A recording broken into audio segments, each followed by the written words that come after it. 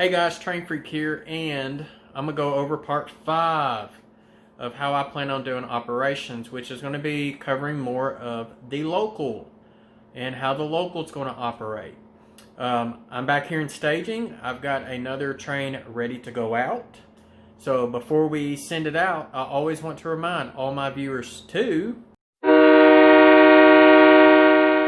and make sure you fill in the bell so that way you receive future notifications of all of my videos, including how-tos such as these, my weekly layout updates, or if I'm hosting Sidetrack Sunday on the third Sunday of every month, 8 p.m. Eastern, and some of my contests, which I've got a 400 subscriber contest going now, and it closes this weekend, and I have another video on that that's got more details.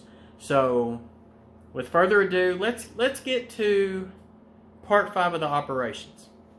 Okay, so to kind of recap, part 4, I showed you just a mixed manifest coming in off of staging, and then we took the yard switcher and we classified that train, basically putting the train in the 3 tracks that, you know, it's where these cars going to. One thing that I forgot to mention, I'm going to go ahead and kind of toss this out as a disclaimer, is I'm not really running the full 100% operations right now. I will get to that part later.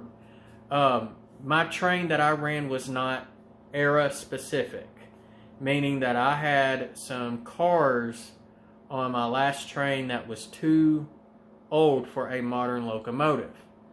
And I might have some of the same thing on this one. Matter of fact, I know for a fact I'm going to have at least one car that is not age specific to the locomotive that I have set up. But what I'm going to do is just kind of show you another train coming in. I'm not going to video me breaking it apart and classifying because you've already saw that. But I have to get another train in there so I can send the local out. And then just kind of give you an idea how the local is going to operate per se. Especially getting it over into the industrial complex, which is not completed, but we can at least move train cars back and forth between the industrial complex and the yard. And then until I get more industries put in place, such as Gamer and Thrones and the Tetanus Scrap Company on level 2, and all of those industries that I have planned for level 3, I'm just going to show you what I plan on doing for the time being. So that way we can still move cars on and off and we're not at a standstill. So let's get a train going. Why don't we? So hold on and we'll get her fired up. Okay, so the locomotive that I have today, I do not have a car card for it yet. So that way I'm not wasting cardstock paper. I have to have at least 3 locomotives to print out their color car card. But I do have all the other cards here in front of me that goes to this train. So we're going to run locomotive number 7342. It's a Southern Pacific, and it is an SD40. So like I said, you might see some cars on this train. I can guarantee at least one in front of that caboose that is not age specific. I'm not trying to go that deep into operations right now. That will be later down the road. I'm just trying to get the hang of moving trains on and off the layout. So let's go ahead and run this train forward.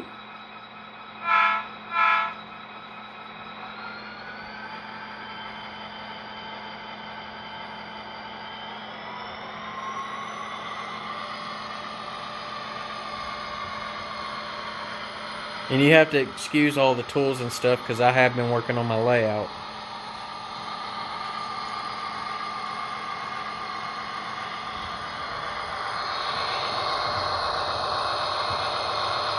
You gotta admit that is a pretty locomotive.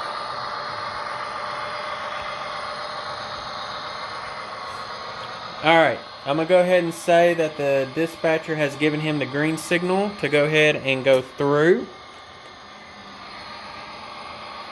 And I did get the other tracks powered up, so that's pretty awesome. And I need to make sure that my tracks are all aligned. So he's at a speed restriction because he is running right beside the industrial complex. But I'm going to let you see all the cars that are on the train. Now, as far as speed restrictions go, he will clear that speed once he gets through the switch. That does not mean once the locomotive gets through the switch, he's cleared that speed restriction. He has to wait till that very last car is cleared through the switch.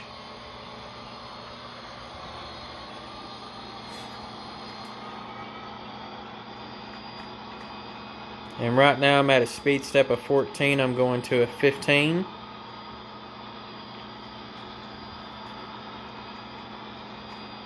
And once that caboose clears that switch, we can start speeding up.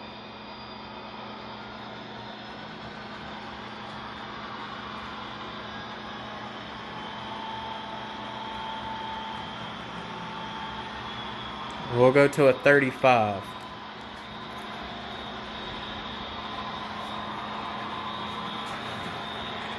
I know everybody likes seeing the trains run.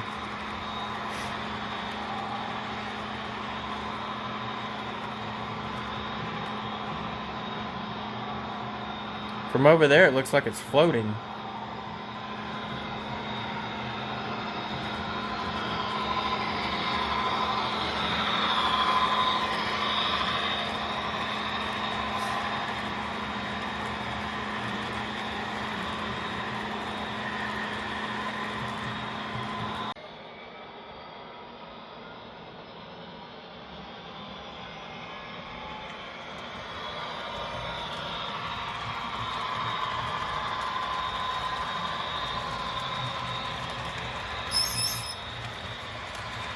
Yeah, I've got that squeal. I've got the snowplow. The manufacturer kind of put it a little low. And so if there's any dip in the track, it likes to squeal. Alright, he's going to have a red signal here. So he's going to have to stop. And that's because we got the track not aligned. So we need to align this here track.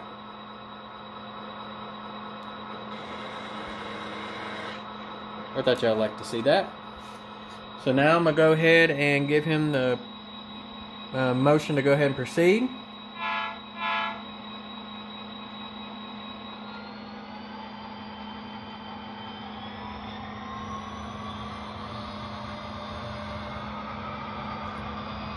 And he's going to take the balloon loop at 30, speed step 30.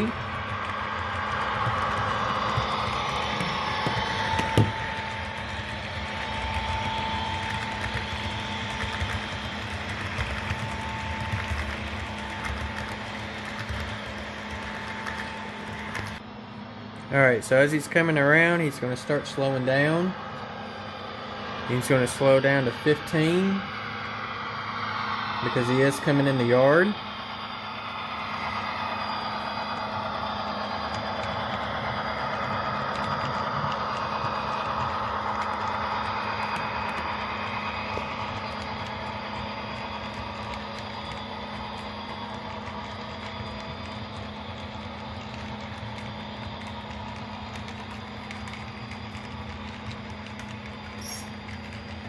Yep, still got some squeals. I guess I gotta find a way to break that plow off and raise it up a little bit. Alright, now as you can see, he's coming in on track 1, which is that arrival track.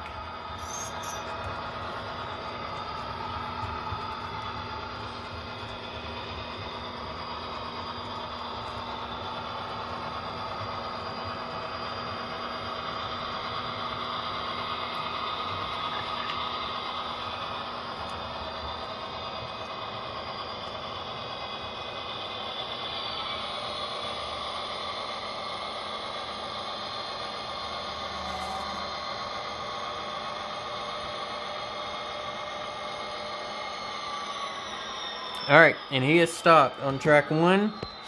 So, I'm not going to make you watch the next part, which is getting the locomotive back to the engine facilities, because I still do not have any of that connected as far as the turnouts. So I'm just going to go ahead and simulate that, and I'm going to go ahead and classify because you've already watched me do it. And we'll get the local ready to roll out. So I'll be right back. Okay, so this is one of the things I did want to mention.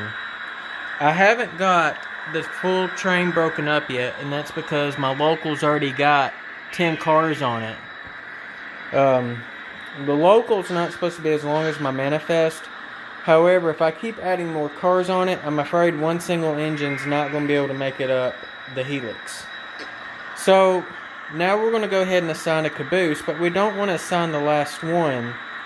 And depending on which way the train would go out, depending on which way my switcher would be facing. Let's say I did a random draw and it's the white caboose is the one we're going to use. So what I would do in this instance is I would grab my toothpick, and since the switcher's already connected to all of them, we're going to disconnect that last one. Like so. Alright. Now the switcher is going to go ahead and move forward.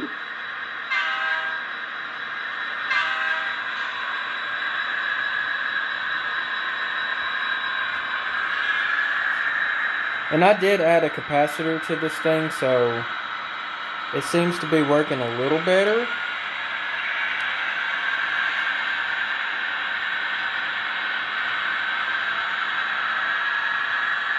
But I still think I need at least one more capacitor installed. So I'll have to order one.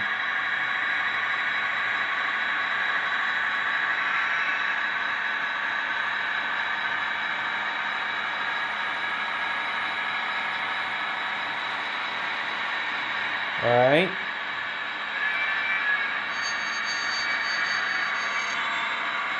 What we're going to do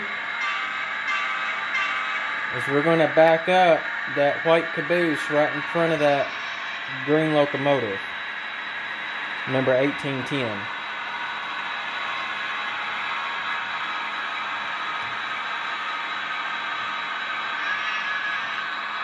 And as we all know, switchers do not move fast. Go figure.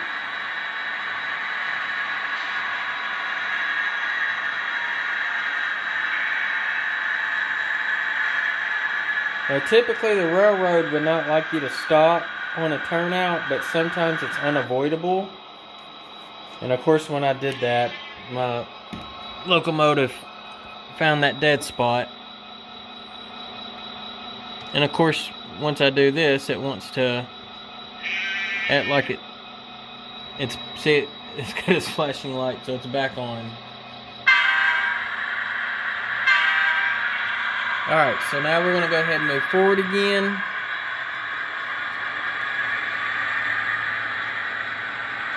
And I mean, I could have went ahead and take all three cabooses, run it down the ladder on the other end of the yard. But, I mean, I would think this would be just a little bit quicker.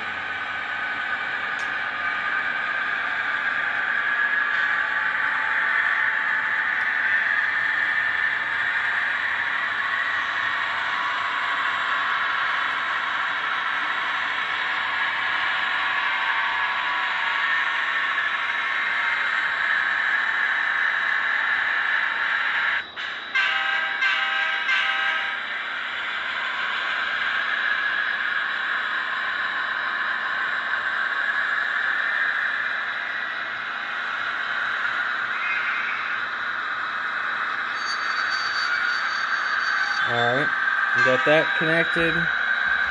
Now we gotta go pick up our other caboose.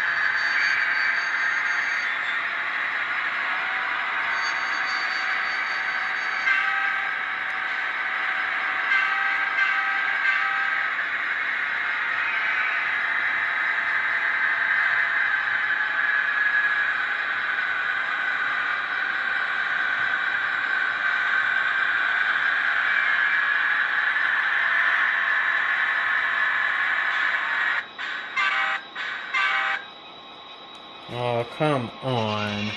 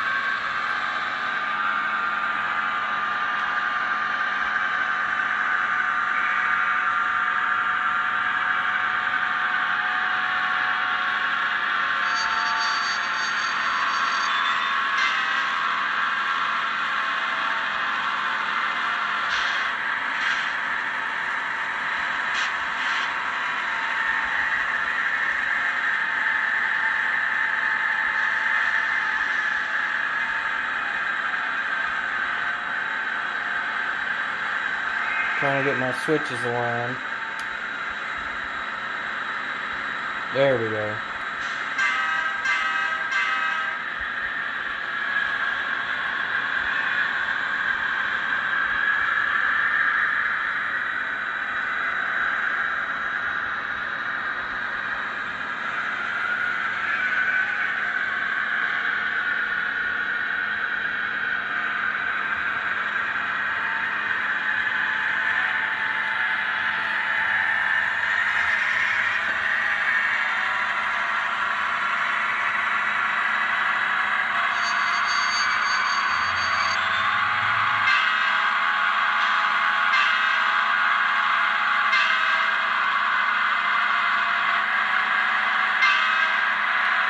And what I did there was just literally to pull all the slack out of that train because I've got a locomotive already connected to the other end.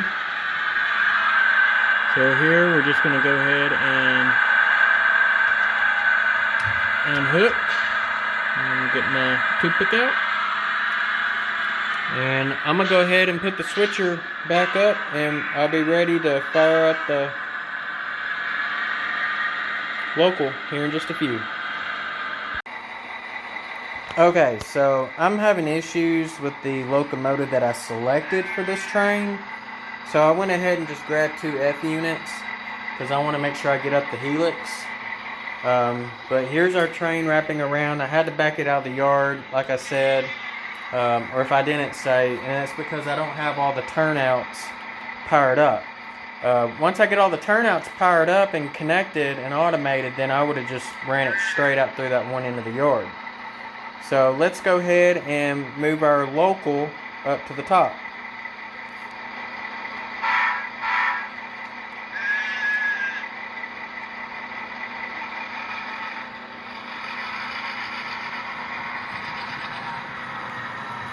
And I'm going to go at a speed step of 35 with these. And it's literally just going to drive around.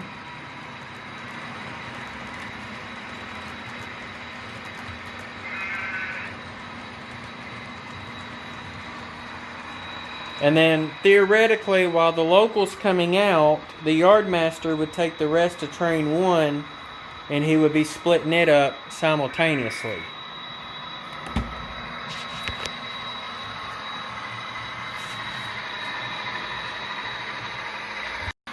Alright, so now we've got the train coming out of the helix. He's taking the main line, or the local, we'll call it.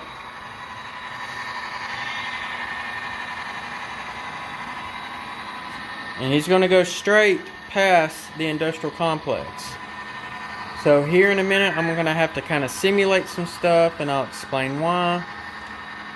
But I'm going to go ahead and bring him around.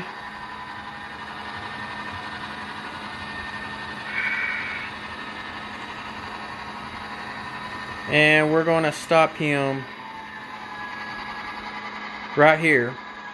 Alright, so let me explain what I mean. I haven't continued the bench work over here, but the local would come past.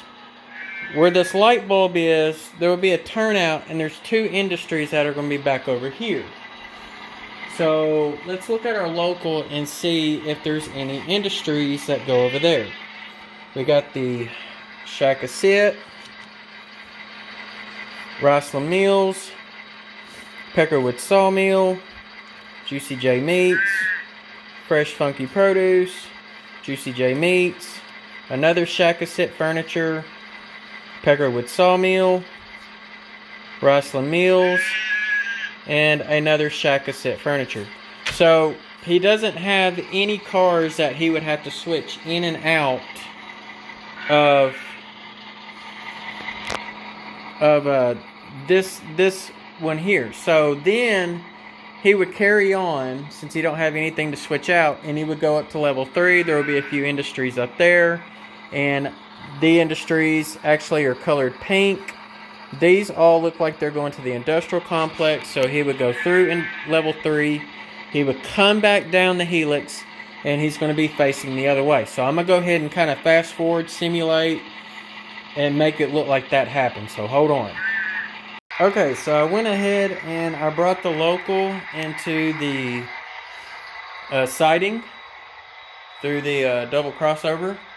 I'm having an issue with this shorting out, and I think I'm going to have to put some black paint on top of the rails to prevent shorts.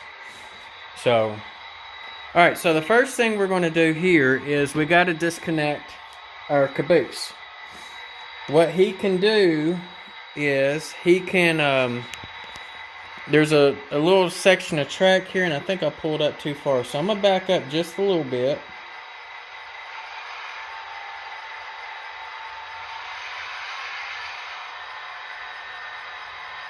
See if he starts backing up. There he goes.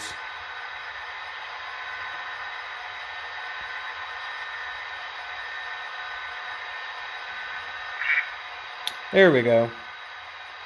That way we don't have the caboose setting on the turnouts. And let me see, I gotta find my toothpick again. There it is. And we're gonna go ahead and pull the caboose off. Alright. Now he's gonna go ahead and pull forward.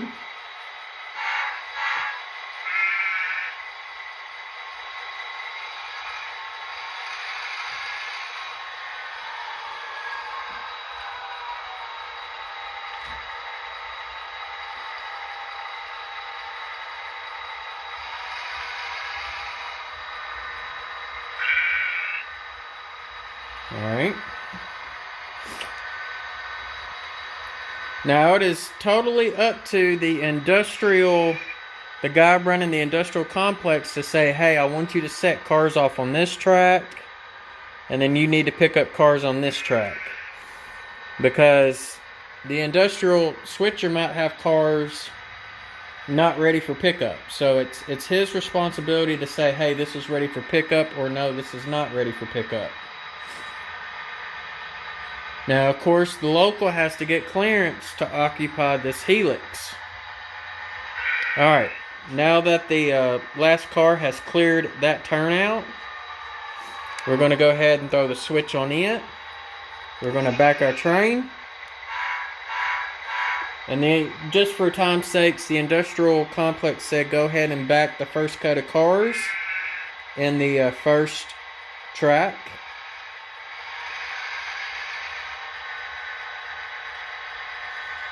And one thing that I do have on order, it's supposed to be in Thursday, is I've got some more of these bins coming.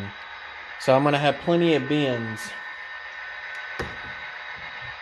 Alright, I'm going to set my throttle down, and we're going to go ahead and grab these cards.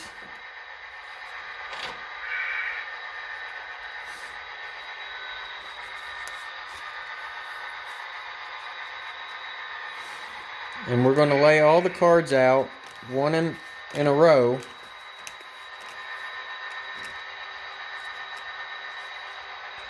Like this, so that way I know what's going where.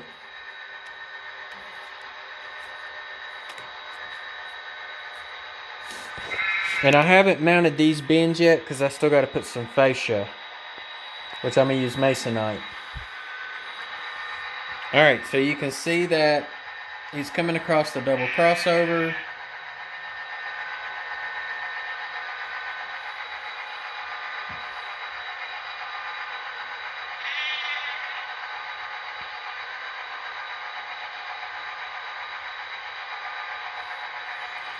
Now, if you're asking why did I put the double crossover in, if for instance, if there is any reason that the industrial switcher needs to switch out a car over at these two industries, I will allow him to do so as long as he doesn't foul up the main long enough to impede traffic. But that's only those two industries. If anything's got to go up to level 3 or down to level 1, it must come back through the local.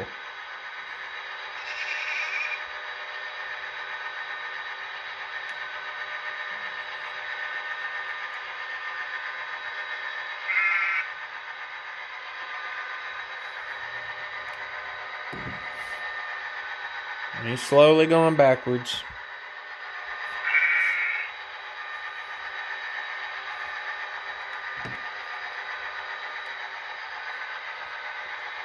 We'll see how many cars we can get in here. You want to try to get as many cars in as possible without fouling the turnout.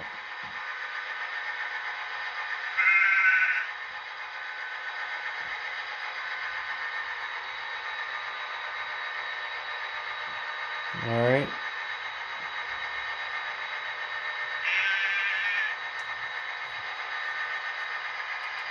And my throttle would have died.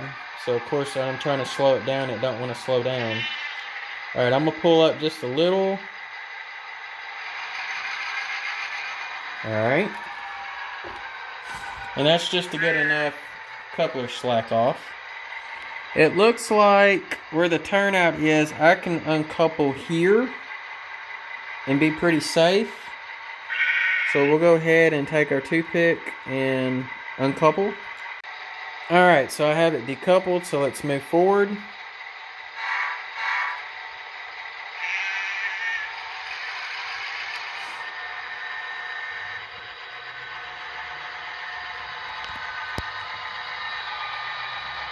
And y'all, there is the back on track traveling boxcar. I'm going to try to get it to the next person, hopefully after this here video.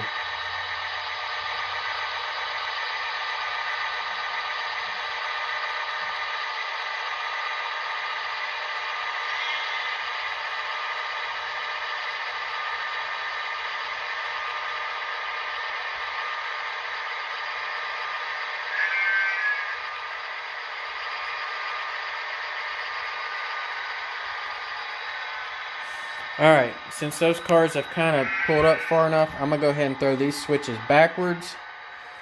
And he's going to go ahead and let me drop off on number 2 since the interchange is fairly empty. But the local would actually go ahead and clear out the double crossover before backing in.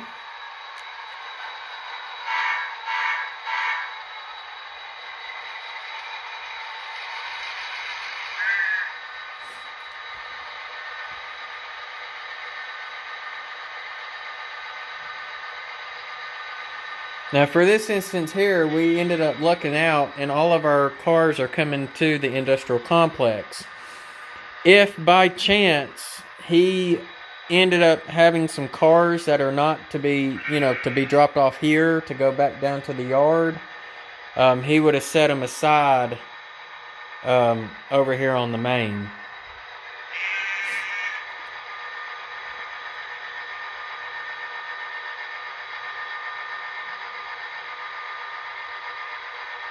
And I mean, sometimes you have no choice but to foul up the main as you're dropping, cars on and off.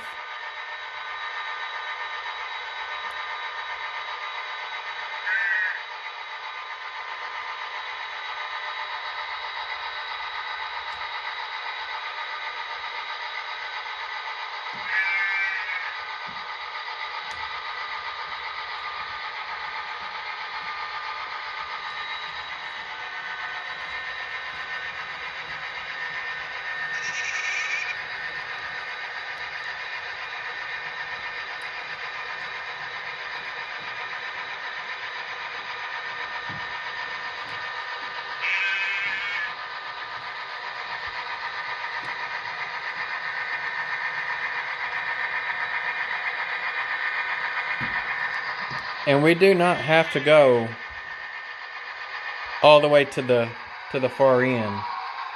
Once you've got your car where it's cleared the next turnout, you can go ahead and decouple.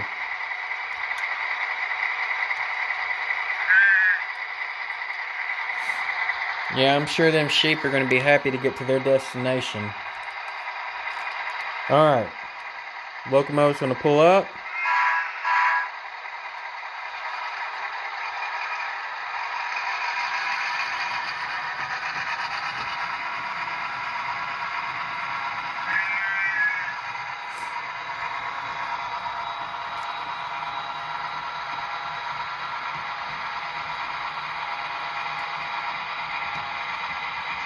Now, if you're wondering where did I get these locomotives, I actually custom decaled both of these. These were Bachmans and they were SPs and they were not prototypically correct.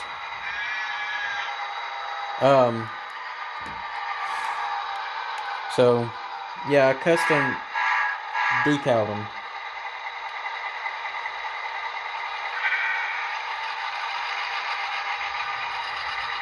Alright, so now we're done. We're going to connect to the rest of the train, which in this instance is just a caboose.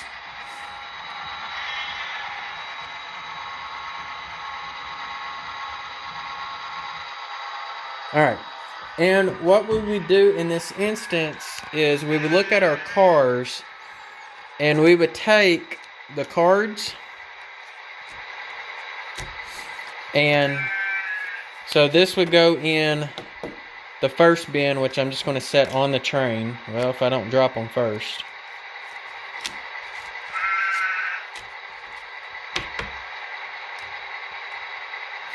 And then I'm going to take the last four and set it on its track. Or its first car, which would be that one. Okay? So, and then the local, I'm just kind of simulating some things, just showing you how my ideas are working. Local would run back, he'd run back to track 1. Especially if there was more cars on it, it would get declassified. You know, engines are going to run back to the engine facilities. Caboose goes back to the caboose track. And there might be another local ready to go, or there might be a manifest ready to go. Once the day is over with, well, all of these cars here would actually make its way to its industry. And once the day is over with, we're going to go and we're going to cycle all the waybills. Okay? And so how does that work? So let's just say the day's over with. We're going to imagine, I'm going to go ahead and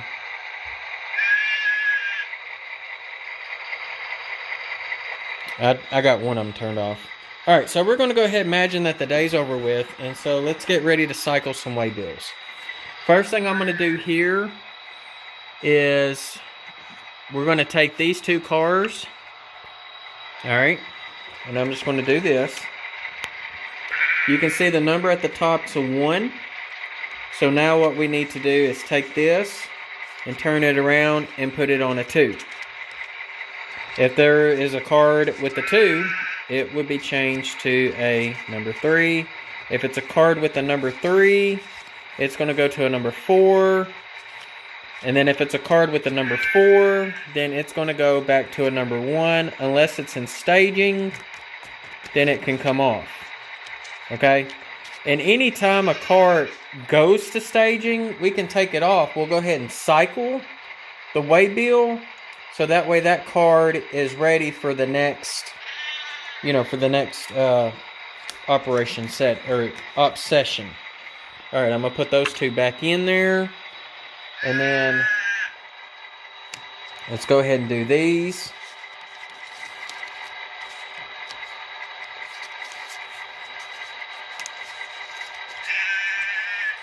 Now keep in mind, these would not get cycled in this track. So like I said, just keep that in mind. Because depending on, what the local decides to do with it, depends on where it would go next. This is kind of tricky to do one-handed. And most of these look like they're going to go out on staging, where it says via SSW. And then a car that's got a removable load, or maybe it doesn't have a load in it and it needs a load in it. For example, this load would get dropped off, so I would actually go and take that load out. So that way it comes back empty. However, the wood chip car is empty. It's probably receiving wood chip, so I've got a wood chip load to go in it. So that's something else to kind of keep in mind as well. And of course, all these cars that are not, you know, box cars and covered hoppers, those would automatically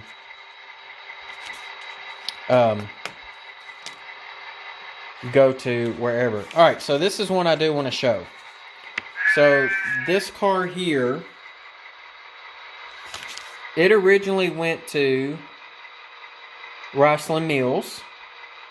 And once it leaves Riceland Mills, it's headed over to Morton Salt, which is going to be close to where that can of denatured alcohol is. So the industrial switcher would actually, when we cycle the Waybills, he wouldn't even put this back in interchange. He would automatically move that car over to Morton Salt. So sometimes that could happen. So definitely something to keep in mind. This car here is going to go back out on the main. Alright, so we cycled that train. Alright, I'm just going to put these on the track in front of it, because they're wanting to fall over. Alright, this one I'm going to go ahead and cycle. And lo and behold, it's going to go back off the main. Because this is the back on track car, I did not create a 3 and 4. I just created a 1 and a 2. Because I'm only using this car one time. This one is going out. Oh, I got to show y'all this. So for all of y'all that think Arkansas does have some weird name towns, we do. I mean, you've already heard of Bald Knob, which is where my hobby shop's located. Here's a town that's not too far from it. And I'm just going to let you read that in your own head. It is a real town. So, yeah. Alright, this one here I left on cycle 3. So I'm going to go ahead and move it to cycle 4. So there's going to be, you know, not every card on the layout is going to be the same number. Because as we start working cars in and out, their numbers are going to change. Alright. So those are all cycled out. So now the local would come. And the local would just pick all these up. He's going to take it back to track 1 as he's bringing new cars in. And the local might have to pick some cars up out of a track and drop more cars. I mean, the local's got to figure out how to drop off every single car it has and pick up every single car that it needs. I'm not too concerned about the local trying to make its way down the helix. My concern is getting up the helix. So, and this is going to be the last industry on the way. So that's something to keep in mind. And it's okay if the local only takes 5 or 6 cars up one time and takes 10 the next. I mean, it just depends. You know how many manifests. I'm still working on trying to figure out a schedule. You know, because I do have, you know, the Cotton Belt Manifest. I got the Ashley Drew Northern Manifest. And then, of course, the local. And the local's only going to run as the other 2 manifest runs. So, well, y'all, I'm going to go ahead and cut this video. There's no need for y'all to see any more on this part. So, hopefully, when I get this whole area, track, blade, turnouts put in, stuff like that, hopefully I can show y'all part 6, which will be just working these industries in here. And, you know, if I do get more track laid out this way, then I could possibly do like a follow-up on part 5. And it might be a part 6.5 or a part 7. I don't know yet. So, alright, y'all. Well, I'm going to let y'all have at it. Y'all be safe out there. Thank you again, Patreon, Teespring, and PayPal.me supporters for help keeping my channel alive. And helping, especially with the 400 subscriber contest. That contest does end this weekend. You might check my videos on the exact date and time. And other than that, I'm going to let y'all have at it. Y'all be safe out there. Have a great week and happy railroading.